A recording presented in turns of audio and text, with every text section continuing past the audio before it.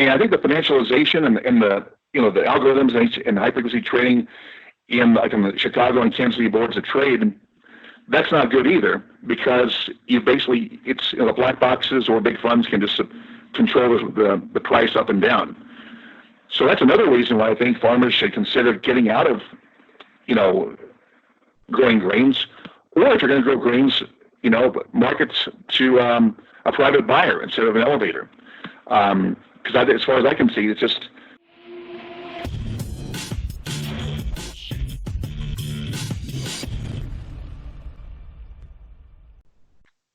Ladies and gentlemen, welcome to the special interview. Today we have a first-time guest to the show, Brian Ochsner.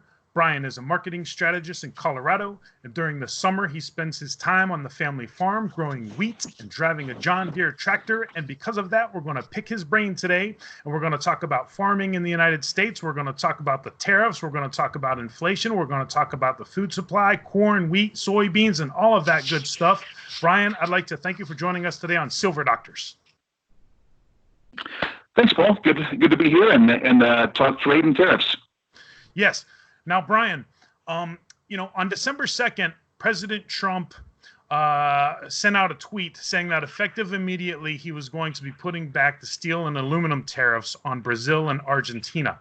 One of the things that he cited was they've been presiding over massive devaluation of their currencies, and it's hurting our farmers. On December 4th, 2 days later, so we're talking about yesterday, USDA Secretary Perdue said that China has not been living up to its purchase agreements when it comes to soybeans. So my concern is when I'm looking at the trade war and the tariffs, I'm seeing that one day the trade war is on, one day we're close to a deal, one day we're not close to a deal, one day the trade war is off, one day the tariffs are on, one day the tariffs are off. Brian, could you please help us make a little bit of sense of what is going on with the trade deal, the tariffs, and what effect it's having on farmers right now? Sure. The little-known fact about Brazil is that Brazil is now the number 2 producer of soybeans in the world, and now the largest exporter, passing the United States. So I think Trump issued tariffs against Brazil and maybe Argentina in retaliation for, they're selling more soybeans to China than we're selling them. Soybeans are a very critical part of this negotiation of these trade talks, because soybean farmers and soybean prices are very dependent on Chinese buying. If they don't sustain that level of buying that they have in the past, it could be pretty tough sledding for soybean farmers in the near future.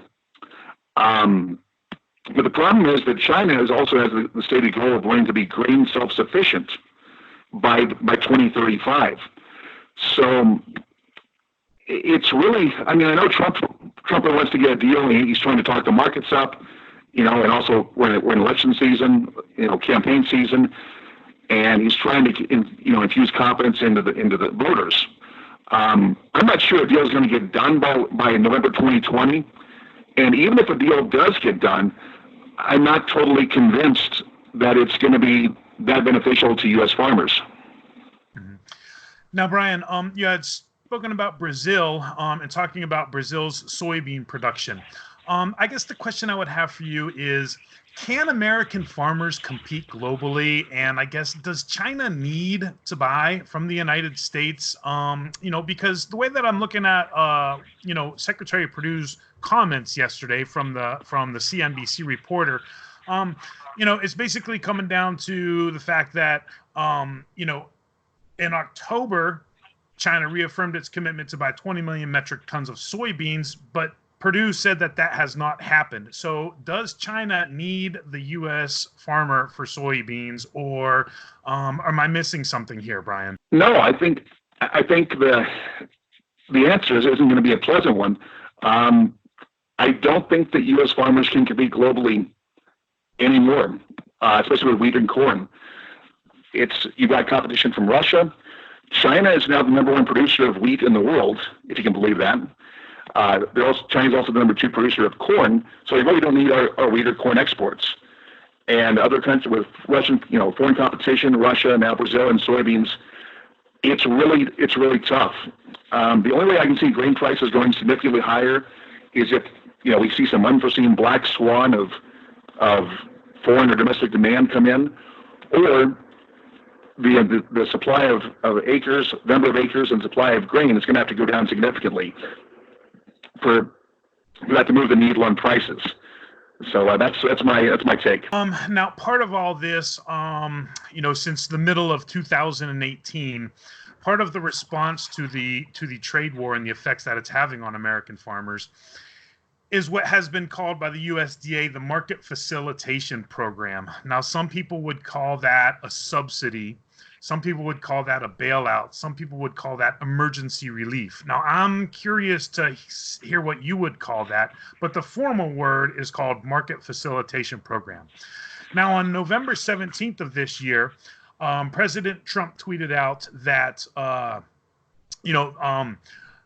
they first began the bailouts in mid-2018, and in November 17th of this year, President Trump said that there was going to be cash going to farmers, that they were going to receive another major round of cash by Thanksgiving as part of the relief here. So I guess my question to you is, are farmers getting relief? Is this a bailout? Is this emergency relief? Are these three tranches of, the Trump administration coming in and helping? Is this actually helping? Or what is your sense with the relief effort that's been going on, Brian? Well, it's welcomed and appreciated in the short term, but I think it's ultimately a Band-Aid. It doesn't change the market fundamentals that we see in the grains. And I think a lot of people, especially in Kansas, would think that wheat, corn, and soybeans will make, Kansas and American agriculture great again. I just don't see that being the case. I think it would be wise for some farmers to pivot to more alternative crops like industrial hemp, where you have hundreds, about thousands of uses and markets right here in the USA. And so I think and I'm not a real trendy guy. I'm not somebody who chases bright shiny objects or recommends the fad of the month. But I think over my analysis of the past 3 years and these worsening fundamentals, I think farmers are going to have to make some adjustments to their crops.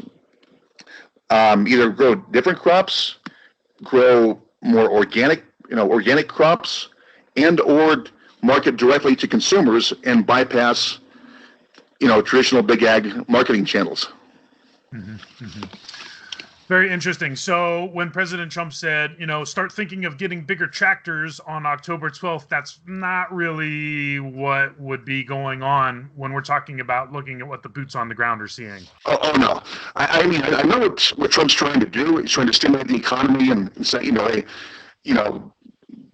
more tractors. Buying new equipment in this economy is insanity. That's a good way. That's a great way to go broke quickly. I think now for most farmers, it's not the time to buy new equipment or expand or buy land, unless it makes financial sense. I think the time is just kind of be conservative, cut your expenses to the bone, and just kind of hunker down and weather the storm out, or better yet, just look for some alternative crops to grow and find different ways to some different income sources.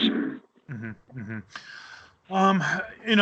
And I guess just the follow-up question to that would be, when we think about, the government and their interaction, right? We've got the USDA, we've got, the Trump administration assisting, we've got the Farm Bill, the most recent one in 2018, you had mentioned industrial hemp, was added to that where it's now legal to grow in all 50 states, if I'm understanding that correctly there. I guess my question for you is, do you get a sense that there's too much government regulation, there's not enough government regulation? Did you have anything that you could speak to that, Brian? Oh, absolutely. There is way too much government regulation when it comes to agriculture and business in general.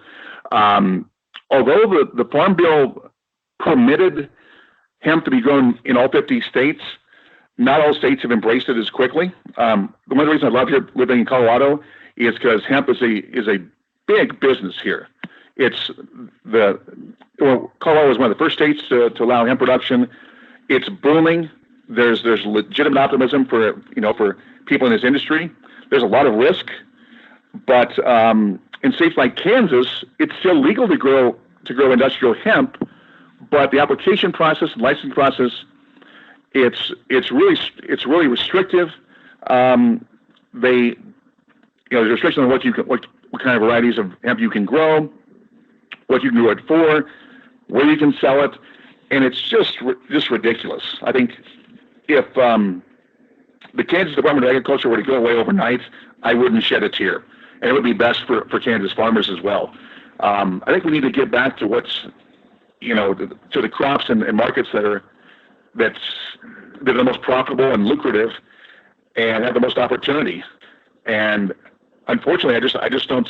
While we need farmers to grow wheat, corn, and soybeans for food supply, I think in the short term the grains are not going to be very profitable over at least the next 3 to 5 years. And a lot of people don't know this, but the United States used to have a strategic wheat reserve. And in 1998, they renamed that reserve to the Bill Emerson Humanitarian Trust. And they also broadened it to include other commodities in that. So the United States, right, just like we have a strategic oil reserve, the United States used to have a strategic wheat reserve. Now, if you go to the USDA's website, it talks about the fact that the United States sold off all of its remaining wheat reserves in 2008. It was like 915,000 metric tons, and all of the other commodities that it was stockpiling. So I guess my question to you is, if there's this, glut of wheat, or if there is, not enough demand, couldn't the United States bring back this strategic wheat reserve again? Wouldn't that help in one way or another? Or am I thinking about this wrong, Brian? I think it could be helpful as far as a reserve food supply in case of dire economic conditions. But as far as the affecting the wheat price, I don't think it would make any difference at all.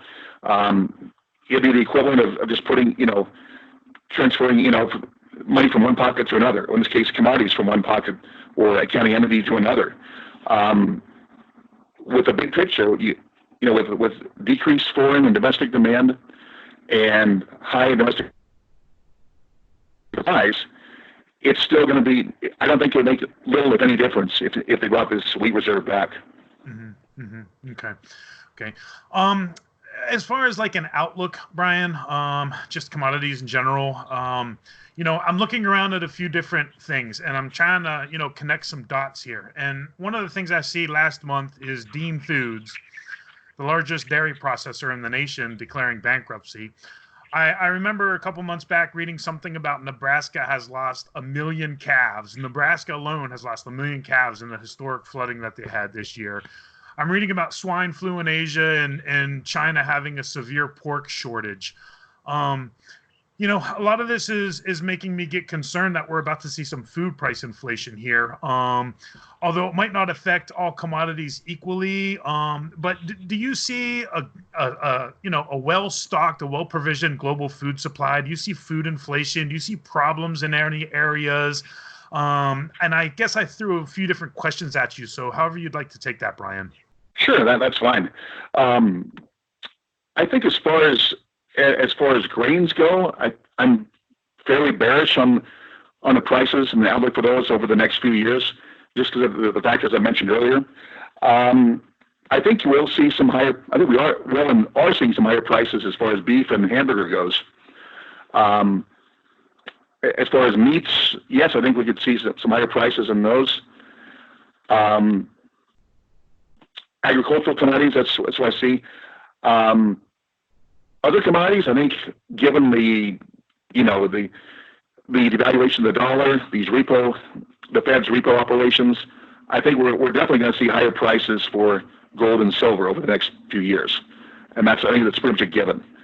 And that could, if that happens, and when that happens, I think that could leak into the commodity markets as well. The only downside is, even though these cheaper dollars will raise prices in a nominal sense, it'll also raise the prices of inputs and expenses like feed, fuel, and fertilizer. So it can be basically a wash. But yeah, in a nutshell, grains, bearish on grains, bullish on beef and pork over the next few years. Mm-hmm. You know, we had spoken about government regulation, and it's interesting because I'm thinking about federal regulation, and you talked about, you know, the Kansas State Department of Agriculture. So there's even a whole nother level of regulation there, and I'm sure it even goes down to the county too. You know, but I guess my question is, you've got government regulation on the one hand, and on the other hand, you've got financialization. And what I'm talking about are, you know, HFT algorithms trading off of headlines coming out of Bloomberg, levered up hedge funds shorting commodities on the major exchanges, you know, financialization with 0% interest rates, NERP, passive investing, ETFs. So I guess my question to you is, what kind of an effect has this, you know, financialization of our economy had on American farmers, Brian? Well, I don't think it's been good. I think the cheap credits and low interest rates have really incentivize some farmers to, you know, to go a little bigger or bite up more than they can chew, buying more new equipment, more new land, because it's fairly cheap, you know, cheap money. And I think the financialization and the, you know, the algorithms and high frequency trading in the Chicago and Kansas City boards of trade, that's not good either, because it's, you know, the black boxes or big funds can just control the price up and down. So that's another reason why I think farmers should consider getting out of, you know, growing grains, or if you're going to grow grains, you know, markets to a private buyer instead of an elevator.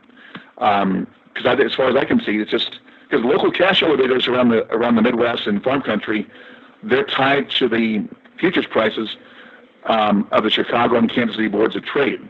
So we've been playing a rigged game for a long time. And I think it's time that more farmers stop playing this rigged game, either go on, you know, switch to pivot to an alternative crop, or find private buyers for your wheat, corn, or soybeans. Mm-hmm.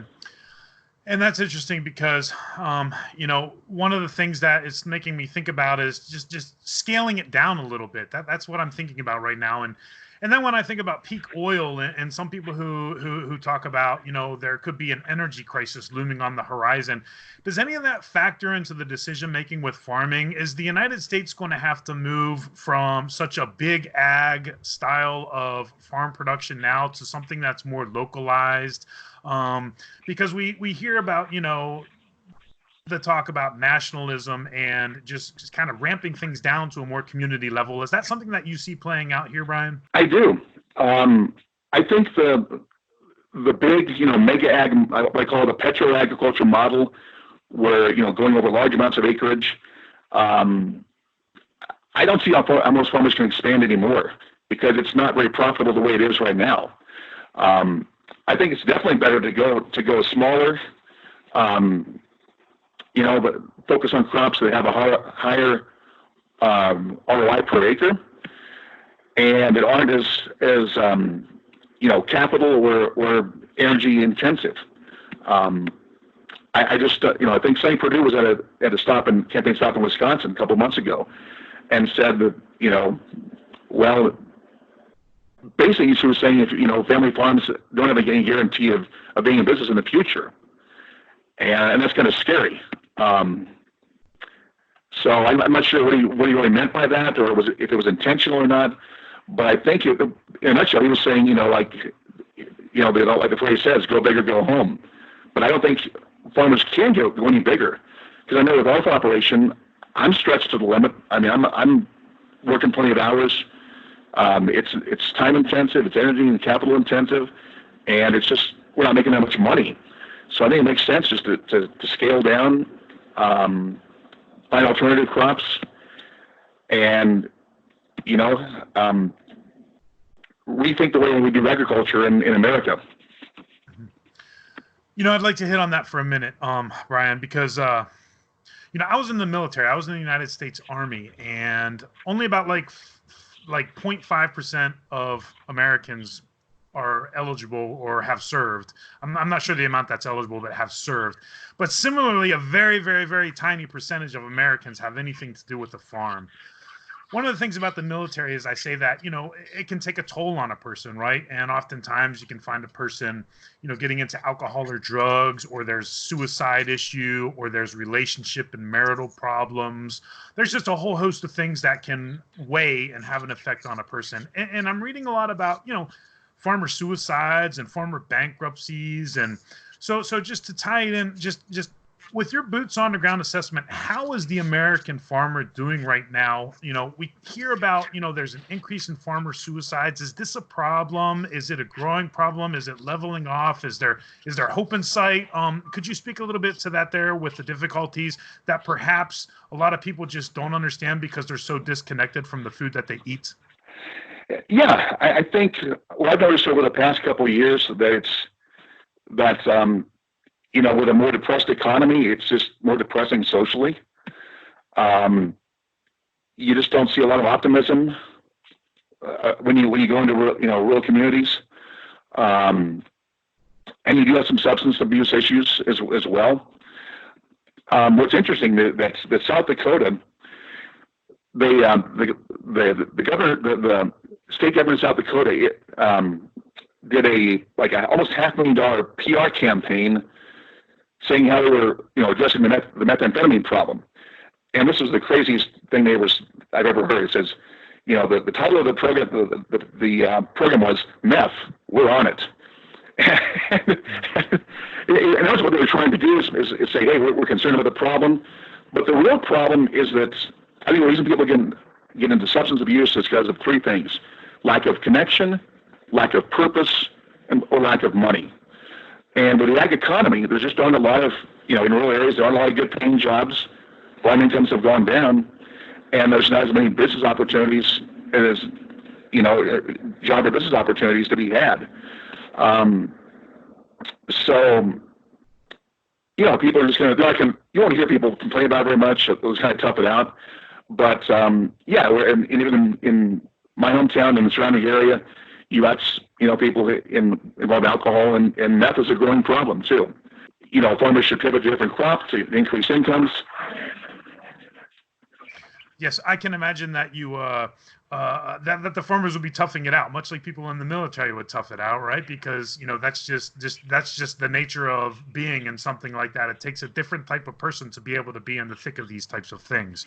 Are farmers able to plan ahead of the next election? What are farmers looking at in general in 2020 here? And what are you going to be looking at in 2020, Brian? Well, I think the general consensus among farmers is that they're hoping that Trump gets a trade deal done and things will get better. Based on what I've said here, I don't share that optimism. I think you're going to have to make some adjustments. I'm looking to possibly grow some hemp in Kansas. If they can change rights and regulations and do some things better, or maybe in Colorado. I'm also looking at alternative crops to grow, and maybe scale down. Maybe not farm quite as many acres next year, because it just doesn't make sense financially or time and energy wise. So I think when most people are holding their breath for a Trump trade deal, I don't think it'll get done before the election. The Chinese know that Trump needs the deal worse than they do, and China doesn't need to get. They're in pretty good shape financially, or at least when it comes to agriculture. Now China has big problems when it comes to their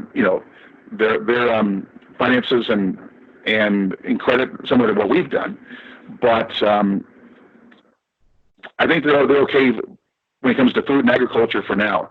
So if I were to tell anybody, any farmers or anybody else, don't rely on the government or any trade deal or any, program to save your bacon. It's up to you.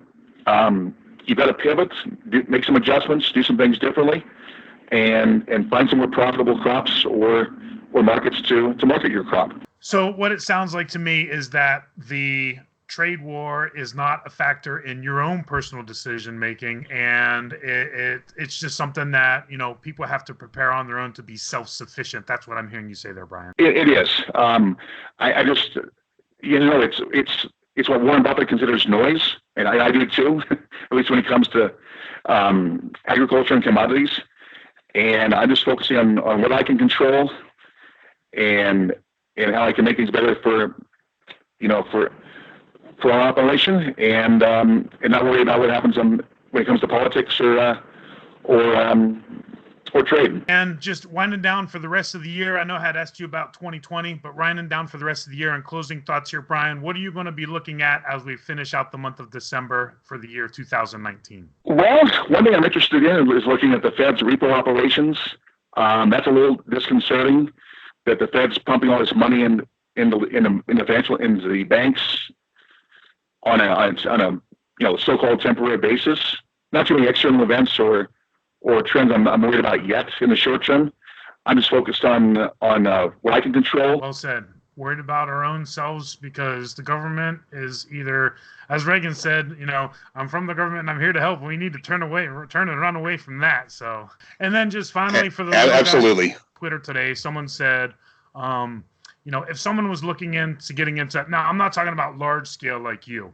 Just one question we had on Twitter when I said that I was going to be speaking today with a farmer from Kansas is, are there a lot of barriers of entry to get into very small micro level farming? Is there a lot of regulations, or what are your thoughts on the whole rogue concept of just like growing it and, because you hear about people growing tomatoes in their front yard and then getting fined. And would you say that a person who's looking to grow their own food, whether it's on 1 acre of land or on half an acre of land there, Brian? Just don't talk a lot about it. Just do it.